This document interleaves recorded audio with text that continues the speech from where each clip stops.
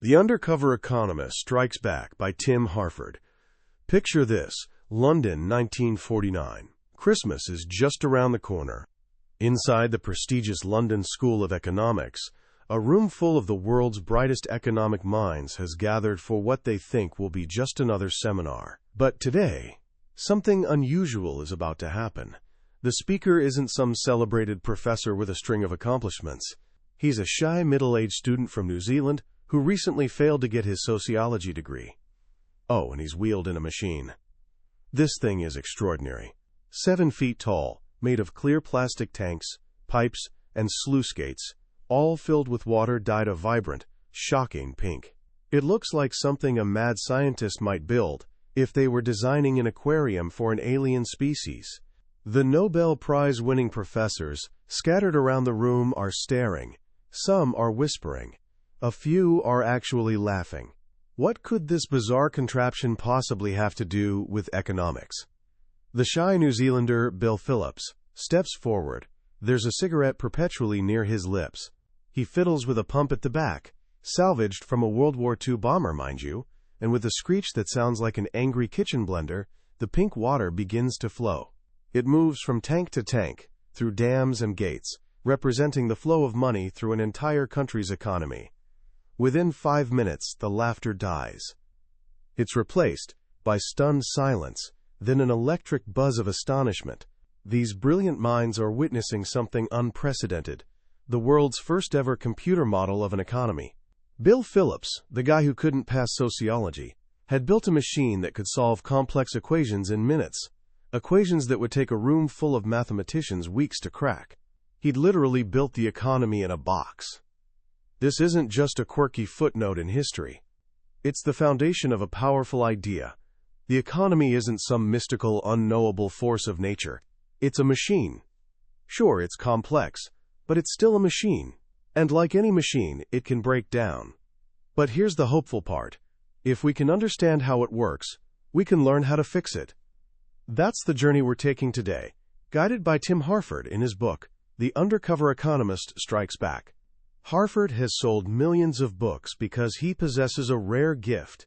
He can pull back the curtain on the intimidating world of economics and reveal the simple, fascinating stories hiding behind all the jargon and scary-looking charts. His promise is bold. He wants to hand you the user's manual for the economy. By the end of today, you won't just know what words like inflation, stimulus, or GDP mean. You'll understand the human stories behind them. You'll see why economies get sick, and you'll learn about the tools we have to heal them.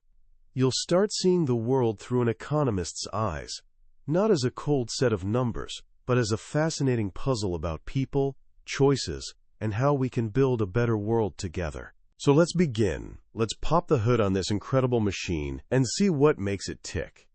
If we're going to understand the economy as a machine, we need a dashboard first. We need to know how fast the engine is running. For most of modern history, economists have relied on one big number: gross domestic product, or GDP. You hear it constantly on the news. GDP is up 2%, or the economy shrank this quarter. All it really means is the total value of everything. All the cars, coffees, haircuts, and Netflix subscriptions produced in a country over a year. The world's GDP sits around $70 trillion. That sounds enormous, but it's just a number. And from the very beginning, even Simon Kuznets, the economist who invented GDP, warned us not to obsess over it. He said the welfare of a nation can scarcely be inferred from a measurement of national income, and he was absolutely right. GDP counts the sales of trashy novels, the same as literary classics. It counts the production of weapons right alongside life-saving medicines. It doesn't measure the quality of our friendships, the beauty of a sunset, or a child's laughter. So why do we pay attention to it? Because while GDP isn't everything, it's connected to many things we care deeply about. Think about what happens when that number drops, as Tim Harford points out. We call it a recession, but a recession isn't just a number on a screen. It's millions of people losing their jobs, families struggling to pay bills, and a heavy feeling of fear and uncertainty hanging in the air. Happiness research tells us that unemployment is one of the most crushing experiences a person can face, far worse than just losing income would suggest. Recessions leave lasting scars. Young people who graduate during a downturn can see their earnings damaged for a decade or more. When people feel insecure, societies often become less tolerant, less generous, and less kind. So preventing recessions matters. It matters tremendously. But to prevent them, we need to understand what causes them. Sometimes the cause is obvious: a war, a natural disaster, or a sudden oil price spike. But other times, an economy just seems to get sick for no clear reason. The machine sputters and stalls mysteriously. This brings us to the first great story that illuminates everything. It's not about Wall Street or Washington. It's about a group of parents who just wanted to find babysitters. It was called the Capitol Hill Babysitting Cooperative. About 200 families in Washington, D.C., mostly government workers, created a simple system. Instead of paying cash, they made their own currency called scrip. Each piece was worth half an hour of babysitting. When you joined, you got 40 pieces. Now imagine you're new to this co-op. You receive your 40 pieces of scrip and think, that's only 10 hours of primetime babysitting. Not much. What if we go out this weekend, and then there's an emergency next week, and we don't have enough scrip left? It's reasonable thinking. You decide to be cautious, spend a few evenings babysitting for others first, build up a nice reserve, then start going out. The problem? Everyone was thinking exactly the same thing. Everyone wanted to save their scrip. Nobody felt comfortable spending it. But here's what that means. If nobody goes out, nobody gets the chance to babysit. And if nobody can babysit, nobody can earn more scrip. The co-op fell into a recession. Couples sat at home, miserable and frustrated, wishing they could go out. Plenty of parents were willing to babysit, and plenty wanted a night off. The potential was there, but no transactions were happening. The entire babysitting economy had frozen solid. This little story perfectly captures what economists call a demand-side recession. It's what the great economist John Maynard Keynes was talking about. The problem wasn't a lack of supply. Babysitters were available. The problem was a lack of demand, a lack of spending. The co-op, run mostly by lawyers, tried fixing it with rules. They made a new requirement. Every family had to go out at least twice a year. It didn't work. You can't force people to spend when they're feeling scared and insecure. So what was the solution? Shockingly simple. The organizers printed more money. They gave every family 20 extra pieces of scrip. Just like that, the recession ended. With a bit more currency in their pockets, people felt comfortable going out. That meant more opportunities for others to babysit. The economy started flowing again. The stalled machine was running smoothly once more. This story is incredibly powerful. It suggests that sometimes a huge, painful recession isn't caused by some deep, fundamental problem with society. Sometimes it's just magneto trouble, as Keynes put it, a simple technical glitch. And sometimes the fix can be as straightforward as creating more money. Now you're probably thinking, wait a minute, if it's that easy, why don't we just print money to solve all our problems? Great question, and it brings us to the very nature of money itself. Most of us think of money as wealth, but that's only true for individuals. For society as a whole, money isn't wealth. Wealth is the actual stuff: factories, roads, skills, food, houses. Money is just the lubricant that helps all those things get exchanged. Harford tells a fantastic story about two musicians from a band called the KLF. In 1994, they went to a remote Scottish island with a suitcase containing £1 million in cash. As a piece of performance art, they burned it. All of it. The public was outraged. What a terrible waste. Think of all the good you could have done with that money. But was it really a waste? Think about it. When they burned that pile of paper, did they destroy any houses? Any food? Any cars? No. They destroyed a few $1,000s worth of special paper and ink. In fact, by removing £1 million from the economy, they technically made everyone else who held British pounds just a tiny microscopic bit richer.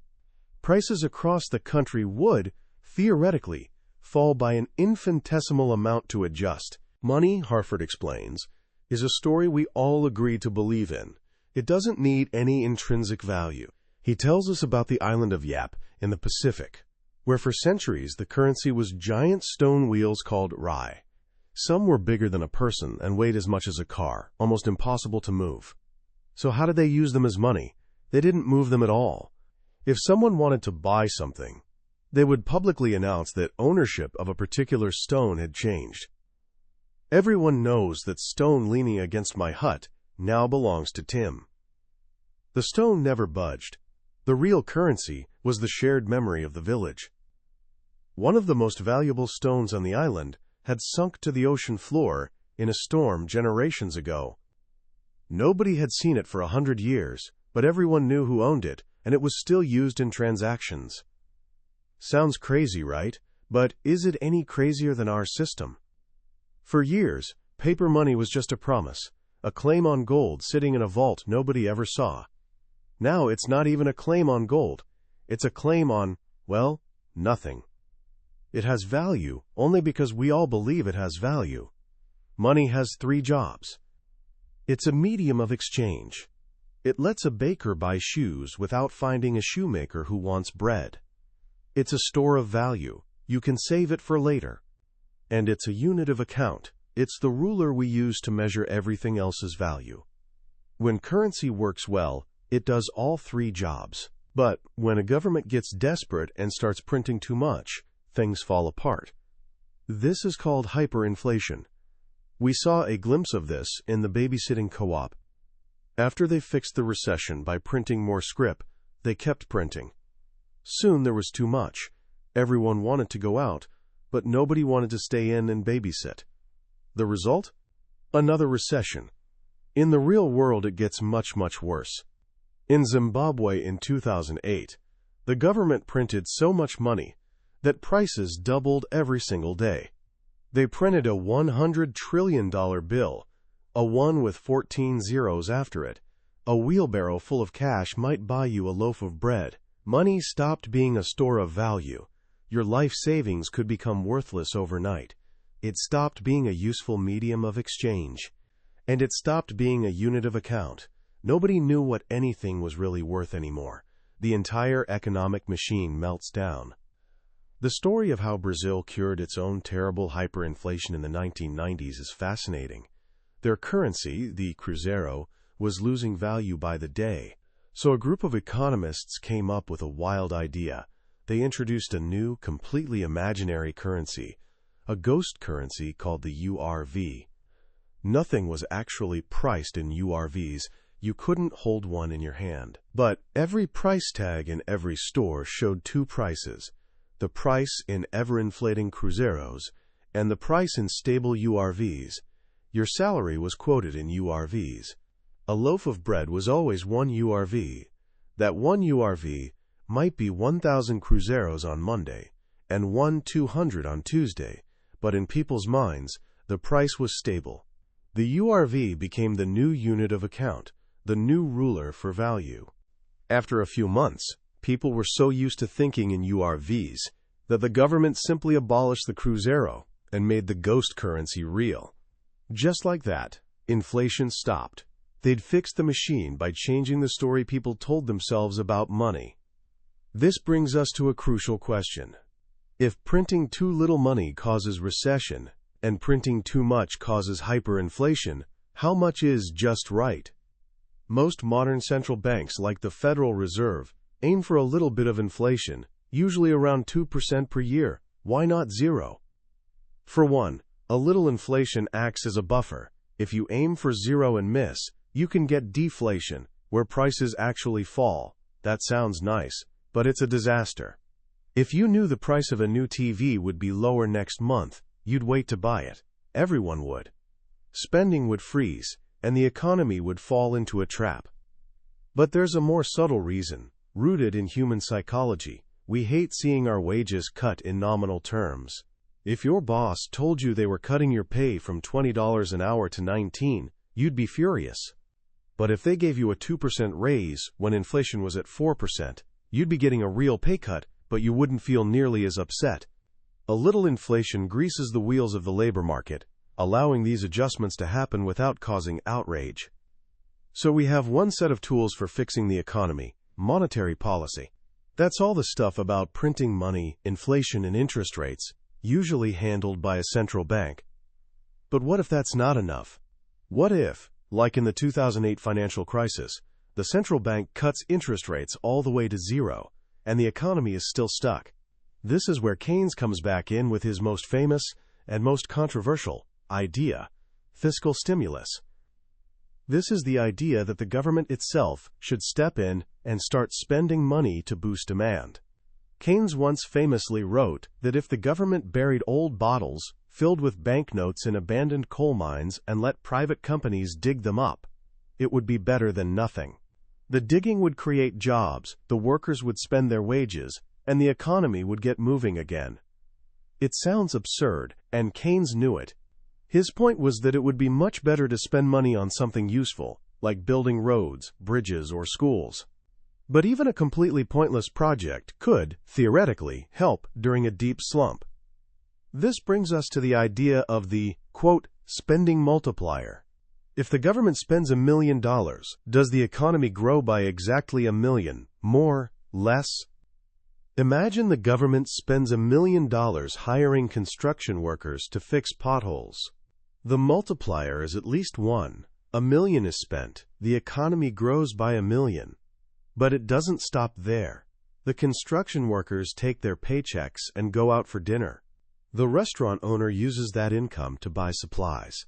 The supplier uses their income to... You get the idea. The initial spending ripples through the economy.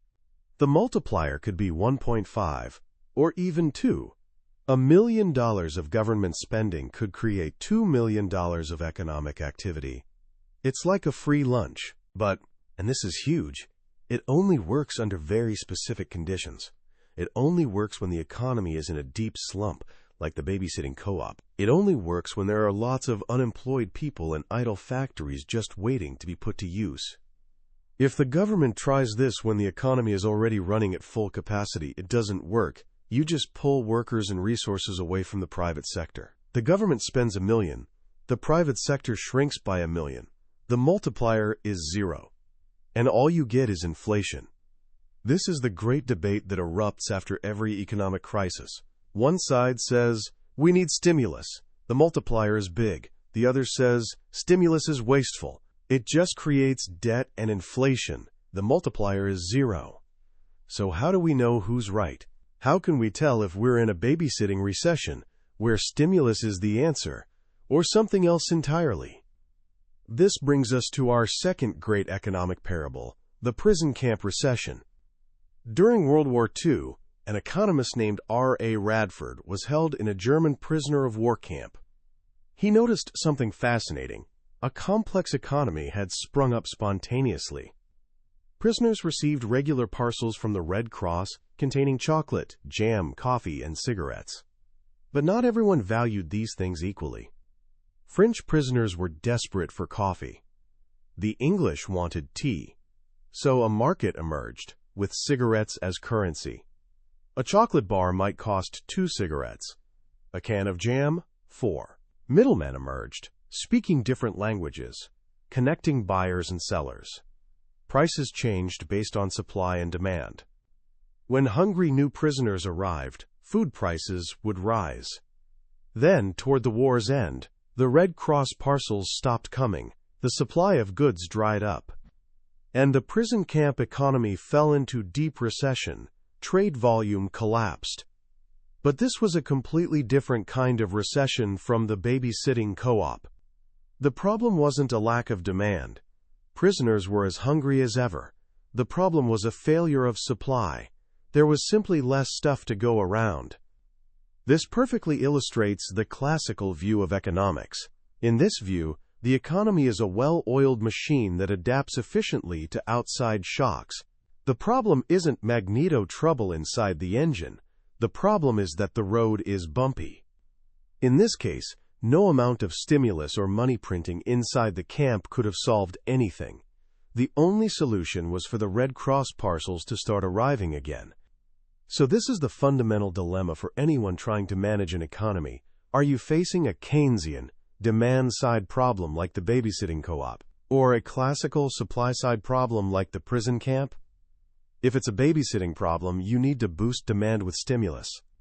If it's a prison camp problem, stimulus will only cause inflation, and you need to focus on fixing the underlying supply issues. Economists call the gap between what an economy could produce and what it is producing the output gap. In a babysitting recession, there's a big output gap. In a prison camp recession, there isn't. But how do you measure something that isn't there? It's incredibly difficult, which is why economists argue so fiercely. One of the most important puzzle pieces is unemployment. A sudden spike in unemployment seems like a clear sign of a babysitting-style recession. It suggests people want to work, but can't find jobs because of a lack of demand. But even here, it's not so simple. And this leads us to one of the book's most surprising stories: how Henry Ford, in a sense, invented modern unemployment. In 1914, Henry Ford did something that seemed insane. In the middle of a recession, he announced he was more than doubling wages for his factory workers to $5 a day. Why would he do this? The simple supply and demand model of labor says you should pay the lowest wage you can get away with. And in a recession, you can get away with a lot. Was he just generous? Not really. Ford himself called it one of the finest cost-cutting moves we ever made. How could doubling wages cut costs? The answer was in his turnover rates. In 1913, to maintain a workforce of about 14,000, Ford had to hire over 50,000 men. The average worker only stayed 3 months. The assembly line work was mind-numbingly boring, and the bosses were terrible. Workers would slack off, skip work, or just walk out.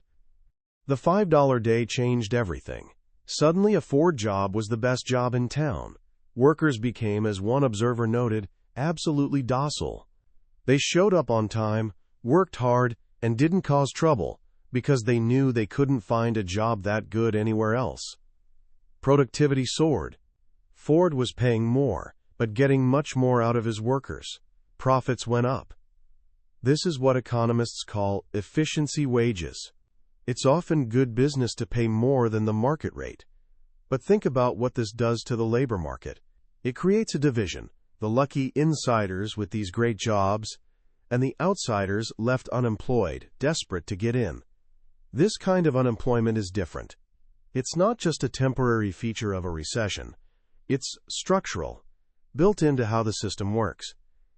And it tells us that unemployment isn't always just about lack of demand. It's a much more complex human problem.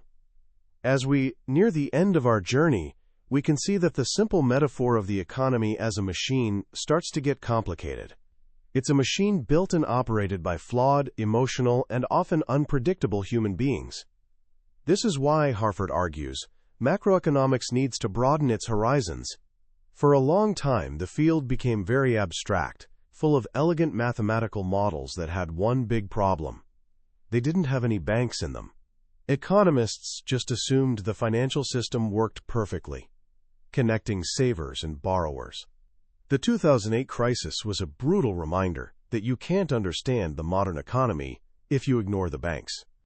Macroeconomics has also been slow to incorporate insights from behavioral economics, the study of how real, irrational humans make decisions. We've seen how quirks of our psychology, our sense of fairness, our aversion to nominal pay cuts, are at the heart of why prices get sticky and cause recessions. The future of economics, Harford suggests, lies in being more like Bill Phillips.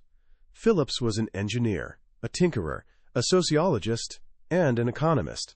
He wasn't afraid to get his hands dirty, to borrow ideas from other fields, and to focus on solving real-world problems.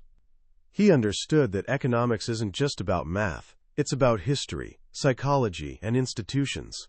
He never lost sight of the fact that economics is about people. And perhaps that's the ultimate lesson. We started with the question of how to run, or ruin, an economy. We've looked under the hood at the complex machinery of money, inflation, and growth. We've seen there are no simple, one-size-fits-all answers. The world is a mix of babysitting co-ops and prison camps, of demand failures and supply shocks. But the one thing connecting it all is the human element. The economy isn't a force of nature. It's a system we built. And because we built it, we have the power to change it, to re-engineer it, to make it work better for everyone. It's not an easy task, but as the story of Bill Phillips and his marvelous pink machine reminds us, it's a task worth undertaking. What an incredible journey. When you first pick up a book like The Undercover Economist Strikes Back, the world of macroeconomics can feel like a foreign country where you don't speak the language. But what Tim Harford does so masterfully is act as our translator. He doesn't just define the words. He tells us the stories behind them, and suddenly, everything clicks into place. For me, the most powerful and lasting idea from this book is the simple framing of the two parables, the babysitting recession and the prison camp recession. It's such a brilliant way to cut through all the political noise and technical jargon surrounding economic debates. Almost every argument you hear about the economy, whether we should cut taxes or increase spending, whether we should worry more about unemployment or inflation, is really an argument about which kind of story we're in. Are we facing a problem of not enough spending or not enough stuff? It's a question that clarifies so much. The babysitting co-op story in particular should be required reading for everyone. It shows how a group of perfectly rational, well-meaning people can collectively create a disaster for themselves, and how a simple, technical fix can make everything better. It's a story of hope. It tells us that economic slumps aren't inevitable punishments for our sins. They're often just system failures, and with the right understanding, we can fix them. That brings me to the second big takeaway, the importance of intellectual humility. Harford shows us that economists don't have all the answers. They make mistakes. Their models are imperfect.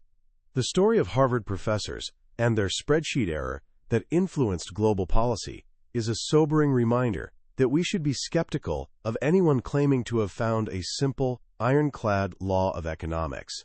The world is too complex for that. The economy isn't a science like physics.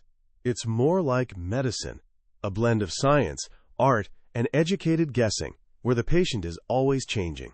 So how can we apply these ideas in our own lives? First, become a more critical consumer of economic news. Next time you hear a politician or pundit confidently declare what the economy needs, ask yourself, are they assuming we're in the babysitting co-op or the prison camp? Are they talking about a demand problem or a supply problem? Just having that framework in your mind will make you a much smarter citizen. Second, embrace the idea of the seen and the unseen.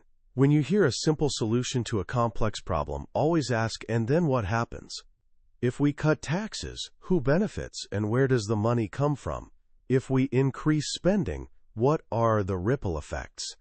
Economics teaches us to think about second and third order consequences, the things that aren't immediately obvious. It's a superpower for clear thinking that applies far beyond just economics. Finally, stay curious. The world is a fascinatingly complex system, and economics is one of the most powerful lenses we have for understanding it. Don't be intimidated by the terminology. At its heart, it's just about people, incentives, and stories. The story of Bill Phillips, the quiet tinkerer who changed the world, is a testament to the power of a curious mind that refuses to stay in its lane. That was a summary of The Undercover Economist Strikes Back by Tim Harford. We've journeyed through the core ideas today, but I have to be honest with you. A summary is like looking at a travel brochure. It can show you the pictures, but it can't give you the feeling of actually being there. The real magic of this book is in Harford's writing, the way he weaves these stories together with wit and clarity. This summary is designed to help you decide if this book is worth your time. If any of the stories we've talked about today, the babysitting co-op, the prison camp, the man who built an economy out of water, have sparked your curiosity, then I urge you to grab a copy. Reading it isn't just about learning economics. It's about learning a new way to see the world. The link to the book is in the description below. Also, if you found this summary valuable, please hit that like button and subscribe to the channel. It lets me know this work is helping you, and it ensures you won't miss our next journey into another life-changing book. Let's keep learning and growing together.